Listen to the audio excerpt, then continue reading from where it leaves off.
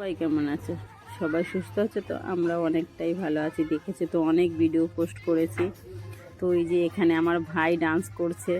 তো রাত এখন বাজে 12টা বাজে।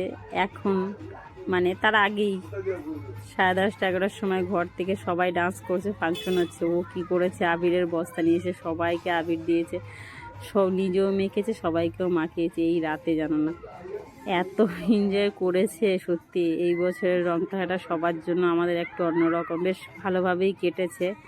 তো জানি না সবাই একসাথে ছিলামও। কোনোবার তো গেলবার আসতে চেয়েছিলাম, আসা হয়নি 25-এ হোলিতে। তো কবে এসেছিলাম?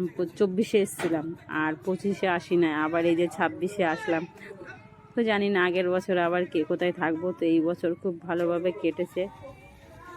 তো এই দেখো এখানে আমার ভাইয়ের বউ সবাই ডান্স করছে।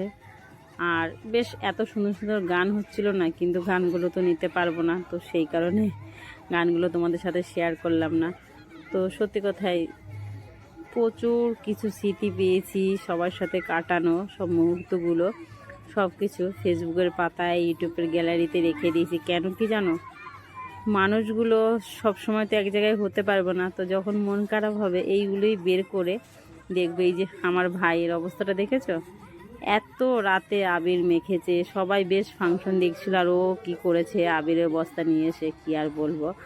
লাস্টে যেন আবির শেষ হয়ে যাওয়ার পর কী করেছে, ধুলাগুলো আবিরের বস্তায় ভরেছে। কি হাসি আর কি বলবো। যাই হোক, আর ওখানে না ভাইয়ের শালার একটু হাত কেটে গেছিলো নাচ থেকে, তো সেটাই রূপা হাতটা বেঁধে দিয়েছে।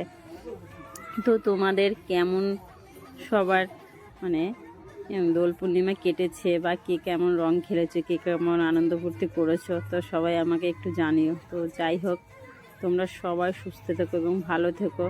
তো কে কে ফ্যামিলির সাথে এইভাবে কাটিয়েছো, কেন কি জানো, আমার তো মনে হয় যে ফ্যামিলির সাথে কাটাতেই বেশি খুব ভালো লাগে। আর সেটা বাপের বাড়ির হোক বা শ্বশুর বাড়ির হোক। আর সেরকমই আমার ভাইয়ের বউও হয়েছে। অনেকে বলে শ্বশুরবাড়ির সাথে নাকি আনন্দ করা যায় না, কিন্তু আমার ভাইয়ের বউ দেখি ও সবাইকে নিয়ে আনন্দ করতে পারে। আর আমরাও সেরকমই। তো চলো, রাধে রাধে।